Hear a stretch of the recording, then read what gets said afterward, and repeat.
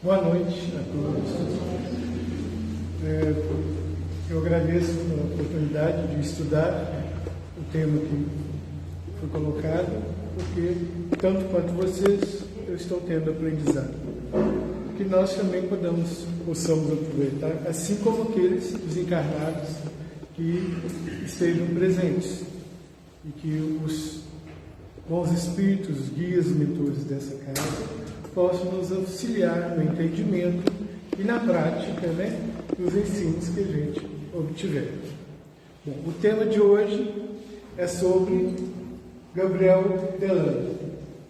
É um personagem pouco divulgado, mas ele é importante para a história do Espiritismo. Ele é contemporâneo de Kardec, de Leon Denis. Eu já fiz uma apresentação sobre Leon Denis, um estudo, e agora sobre Gabriel Delano. O Kardec, todo mundo conhece, foi um codificador, e ele teve contato com os fenômenos espíritas quando ele já tinha mais de 50 anos. Praticamente o sucessor dele, o Leon Denis, foi conhecer Kardec na juventude, quando era ainda adolescente. Enquanto o Gabriel Delano conheceu a doutrina espírita já quando era criança ainda, quando ele tinha 6 anos. Os pais deles se tornaram espíritas, então ele teve contato com a doutrina espírita desde muito cedo. Tanto o Kardec como o Leon Denis foram franceses, que nasceram nas províncias, no interior da França, enquanto que o Gabriel Delano nasceu em Paris, no centro, da França, capital do país, e junto de todos os acontecimentos, e pessoas que conviveram na época,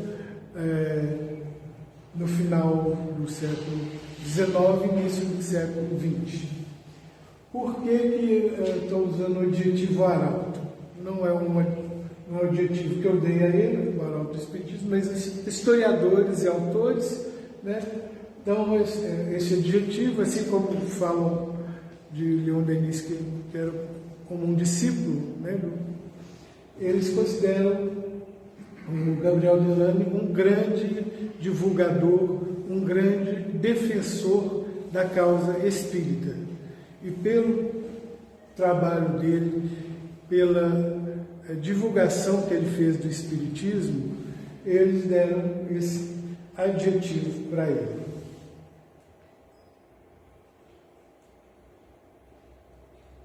Bom, a família do Gabriel Delano era muito próxima, do Kardec, e teve presente no movimento espírita desde o seu início. O pai do Gabriel Delano foi, junto com Kardec, um dos fundadores de uma sociedade espírita em Paris. Aqui está muito difícil ler, mas nós não vamos contar com os nomes, aqui só o nascimento dele foi no mesmo ano de lançamento do Livro dos Espíritos, Ele nasceu em Paris, num bairro, bem próximo do Rio Sena, e dos grandes monumentos que tem a cidade de Paris. Tanto a Torre Eiffel como o Louvre ficam bem próximos do local onde ele nasceu. Atualmente, essa é a visão da rua, onde ele nasceu, já mudou muito desde a época de 1857. Hoje é uma região até mais comercial, e os prédios das andares superiores ainda são residência. Para mim é difícil ler. Bom.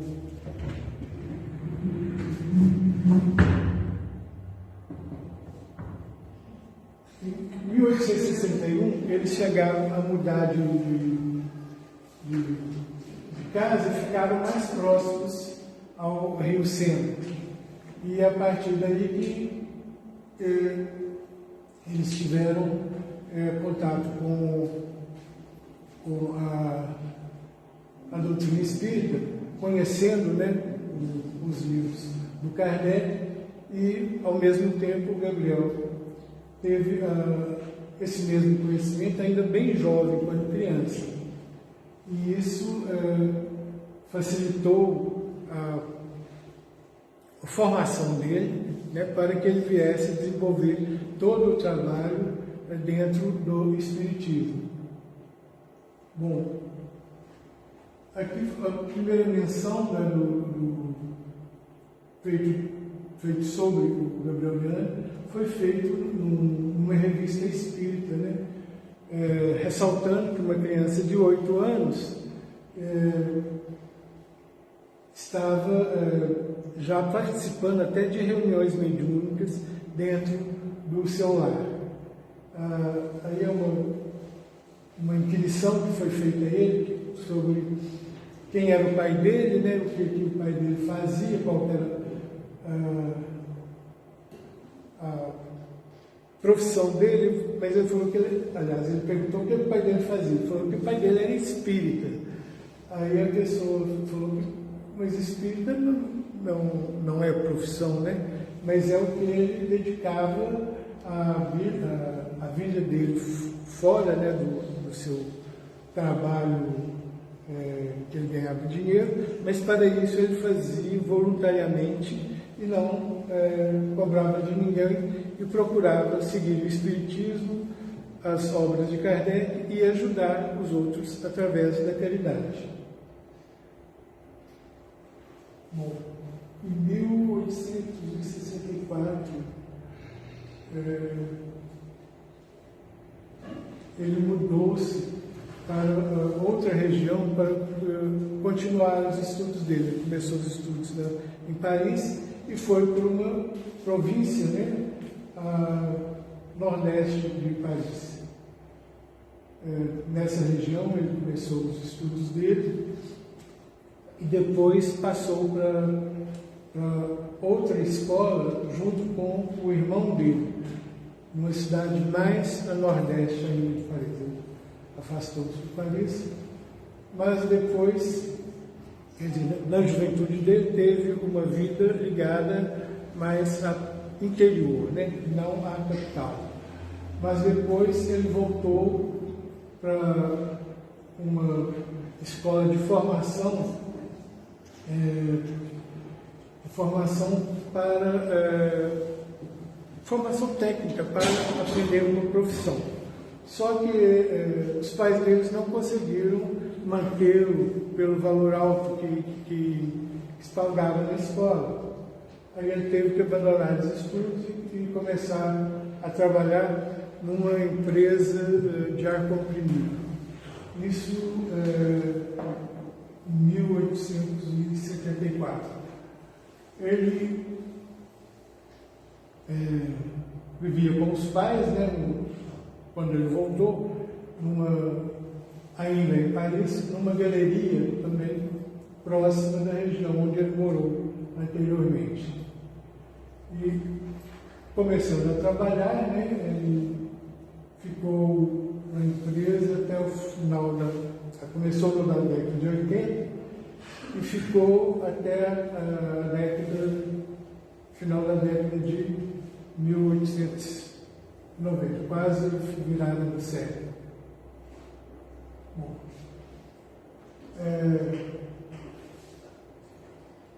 ele tinha problemas de saúde, então teve que deixar o seu emprego por causa das questões de saúde, e a partir daí, antes do final da década no final do século XIX, né, ele se dedicou à divulgação do Espiritismo. Passou a ser um caixeiro viajante, nas viagens que ele fazia, ele aproveitava para poder fazer a divulgação do Espiritismo. E Ele participou, né, de várias associações na cidade de Paris. Junto com o seu pai, ele fundou uma instituição que divulgava, né, a doutrina espírita na capital, nesse caso da França, Paris. E ele foi muito produtivo, né, com relação às palestras, aos livros que ele escreveu, principalmente na década de 1890 e depois no início do século XX. O primeiro livro que ele escreveu é sobre o Espiritismo diante da ciência. Foi um livro de você está chegando em 1885. E logo depois ele escreveu mais um livro, que está enxergando em 1983. O Fenômeno Espírita. Eu vou pedir para você ler. Depois, em 1895, a Evolução Anímica. Então, ele foi evoluindo, né, os seus estudos, todos baseados na obra de Kardec. E ele falava que ele não estava acrescentando nada, porque o Kardec já tinha, na sua codificação, colocado uma nova visão do Evangelho e rememorado, né, tudo que Cristo nos havia ensinado. Os livros que ele escrevia eram mais baseados nas experiências mediúnicas que ele presenciava, principalmente no seu lar, na sua casa, né? Porque a mãe dele era um médium que psicografava, era uma médium desenvolvida, e nas reuniões que ele tinha, tanto em casa como depois ele foi tendo com outros espíritas, né, bem famosos na época, a partir desses estudos é que ele foi escrevendo os livros que ele publicou. Ele participou também na criação, né, de uma revista espírita, a data 1896. Então, ainda antes de virar o século de 1900. Ele publicou outra revista espírita? Não. Ele participou da publicação dessa revista espírita. Ele participou de que nessa revista? Ele era um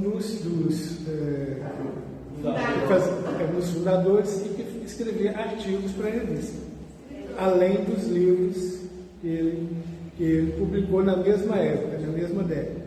A década de 1890 foi a mais produtiva dele.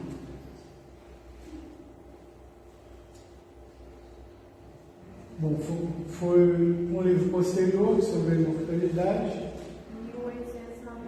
1897, já quase na virada do século, né? Aí fala que em 1896 ele funda a revista científica e moral de espiritismo e deixa os negócios para se dedicar só à doutrina. Isso. Nessa época morava em Paris, na rua Manuel Silva. Ele estudou fora de Paris alguns anos, né, mas voltou para Paris posteriormente, e ali ele trabalhava, e nessa época ele deixou de trabalhar, ele passou a ser praticamente um caixeiro viajante. E nessas oportunidades que ele viajava, ele proferia palestras e divulgava o espiritismo, e também nos artigos, por exemplo, da revista, ele defendia, né, as ideias espíritas.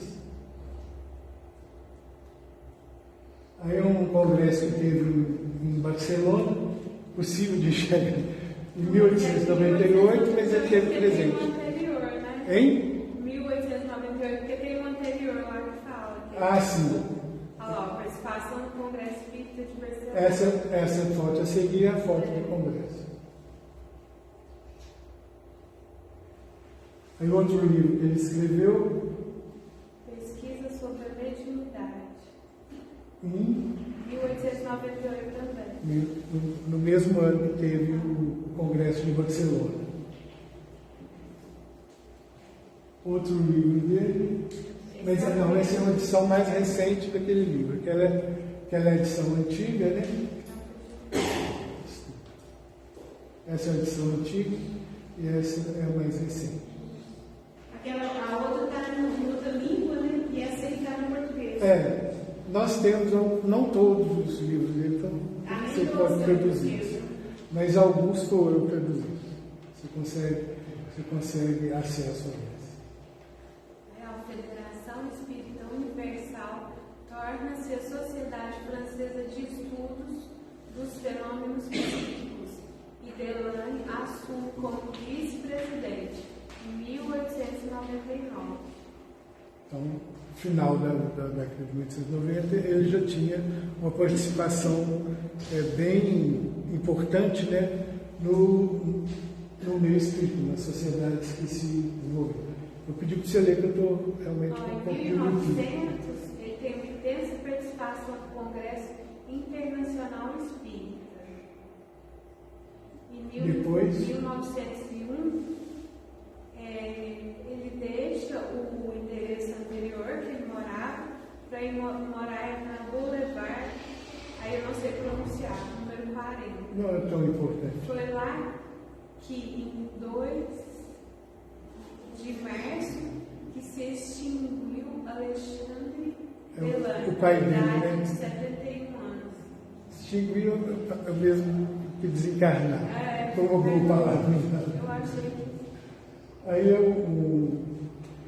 um epitáfio que ele fez para o pai dele, né, reconhecendo a importância que o pai dele teve na formação e dentro do espiritismo, né, e na compreensão até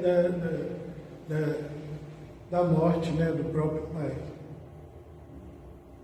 Bom, isso aí foi um trabalho anterior. Atas Congresso Espírita de 1902.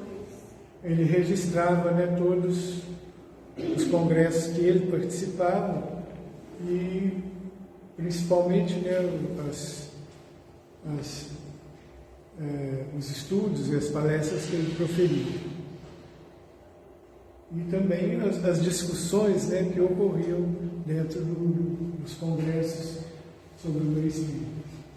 Em 1905, adota a menina, acho que é Suzane, de 7 meses. Sim. E participa do Congresso Espírita em Liege.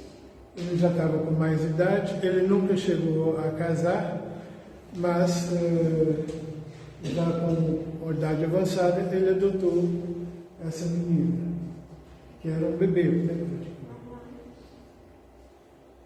Em 1906, a saúde já o obriga a andar com o auxílio de 2 bengalas.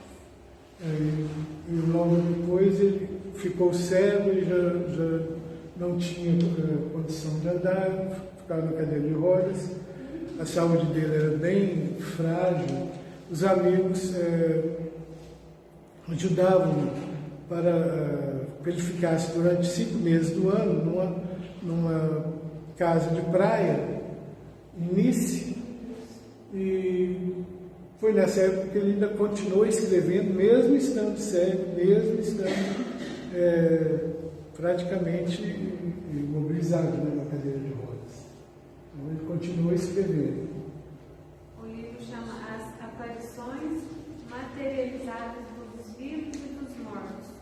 O volume 1 em 1909 e o volume 2 em 1911. Ele já estava mais velho, né? Em 1914, um pouco pela guerra, um pouco pela saúde, interrompe a publicação publicação da revista, retornando-a apenas em 1917. Então, aquela revista que ele foi um dos fundadores, né? Ele continuou fazendo publicações até essa época. Aí estava começando a Primeira Guerra, né? Em 1914. E acho que pelas condições que a França passava na época, talvez fosse mais difícil ele produzir e divulgar a revista. E realmente foi uma época conturbada, né? No início da Primeira Guerra até 1918. Em 1918, faz sua última viagem para fora de Paris, já se locomovendo de cadeira de rodas, e estava quase cego. Mas ainda produzindo, né? Eu não consigo. 1923, mas aí agora, escutemos os mortos. Escutemos os mortos, esse é nos últimos livros. Né? O último livro dele foi esse sobre a reencarnação, bem próximo do desencarne dele. Foi editado em 1924 e 1927. Mas essas foram as edições, né? 1927, ele faleceu antes. Ele faleceu. Ele faleceu em 1926. 15 de fevereiro. Então ele teve uma vida bem não foi tão longa, né? Mas bem dedicada ao Espiritismo. Tudo que ele pôde divulgar, tanto nas sociedades como nos congressos e nas viagens que ele fazia, ele foi sempre um grande defensor do Espiritismo.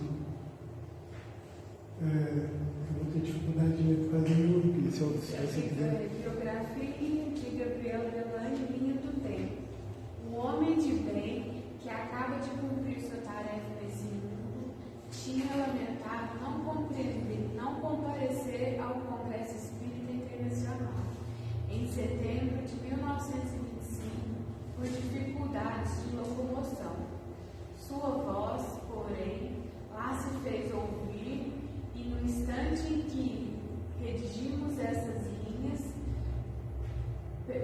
perecemos sem um dever elementar para com Gabriel, dar-lhe a palavra e ouvi-lo ainda nos dizer o que ele afirmava com grande confiança em sua bela mensagem ao Congresso, onde falava como membro honorário da Federação Espírita Internacional. Amanhã, todos os homens de boa fé serão forçosamente conduzidos ao conhecimento da individualidade humana, do princípio pensante da alma e, por consequência, da sobrevivência após a morte. Nenhuma vã argumentação prevalecerá diante dos fortes testemunhos que emanam diretamente do além, onde a vida é mais real que a da terra. Para todas as nossas pesquisas, não temamos pedir ao mundo invisível as informações necessárias. Não nos esqueçamos de que uma falange de grandes sábios continua no além a se interessar por nossos trabalhos. Eles se juntam aos espíritos de luz que tomaram a direção do grande movimento de renovação moral e intelectual tão necessário para o momento atual. Solicitemos sua presença com todas as nossas forças, que eles nos inspirem. Fraternal apelo à ciência dos homens e à ciência dos espíritos. Era toda a vida de Gabriel Delange, sintetizada em poucas palavras. Agora, nosso grande amigo, nosso grande irmão, está do outro lado, junto aos nossos filhos, nossos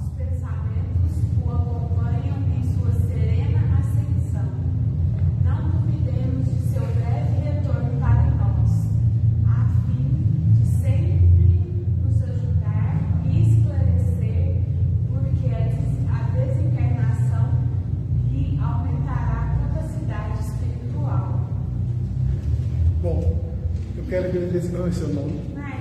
Márcia, muito obrigado por ter me auxiliado. Quero me desculpar por causa do meu miopia, eu também não estou conseguindo enxergar e está um pouco desfocado. Mas a apresentação, o divino, ou eu vamos colocar no grupo e todo mundo vai poder ver com mais nitidez. Eu espero que tenha despertado a curiosidade, né, a respeito do personagem, porque ele não é muito falado e os livros dele também não são muito divulgados, porque, como ele mesmo fala, ele não está acrescentando nada nos livros dele, ele está só registrando as experiências que ele teve para comprovar o que já estava codificado por Kardec. Talvez por isso a gente fixe mais, né, os livros do Kardec e não cite muito livros de outros personagens. Mas não é por isso que ele não tenha nada a enriquecer em termos de mostrar experiências e argumentações que fortaleceram, né, a divulgação do Espiritismo e, principalmente, a luta contra os materialistas. Porque na época de Kardec, de Leon Denis e dele, Gabriel, havia uma discussão constante com os materialistas, porque eles não aceitavam, né, todos os fenômenos e as explicações que o Espiritismo dava para os fenômenos do mundo espiritual e dificultava justamente a divulgação e o crescimento da crença e da fé espírita. Lembrando sempre que esse crescimento da fé espírita era alicerçado na ciência, nas próprias descobertas que ocorreram desde aquela época e até o dia de hoje. Nada o Espiritismo nega em termos de evolução científica, mas os grandes estudiosos e cientistas da época não aceitavam a imortalidade do nosso espírito, não aceitavam a reencarnação e não aceitavam nem as provas dadas pelas comunicações espíritas. Bom, muito tem mudado no mundo atual graças a esses lutadores, né, e divulgadores da doutrina espírita. E cabe a nós, né, aprofundar os estudos, se a gente quiser ter argumento para aqueles que não acreditam, para os que são materialistas. Porque não adianta nada a gente falar que crê, né, e não ter a fundamentação suficiente para poder contrapor, né, aos que negam, aos materialistas. Por isso eu achei interessante, e eu estou sempre tentando trazer novos personagens, né, que foram importantes no início do movimento espírita, para que a gente entenda a luta que eles tiveram, as dificuldades que enfrentaram, e nós hoje estamos num momento em que há uma maior aceitação da espiritualidade, inclusive por outras religiões. Eu espero que todos tenham despertado, né, a atenção para o Gabriel Delane, e se alguém tiver alguma pergunta, pode fazer, que eu vou tentar responder. De qualquer maneira, estou à disposição depois da reunião. E os slides, apesar de não estarem bem nítidos, a gente vai passar para o grupo e pelo menos uma tela menor fica mais nítida. No celular eu consigo ler. Bom, alguém quer acrescentar alguma coisa? Estou à disposição. Vamos então encerrar. Eu agradeço a todos, tá? E sempre que precisarem de algum esclarecimento a respeito do que eu estudei, estou também à disposição. Muito obrigado.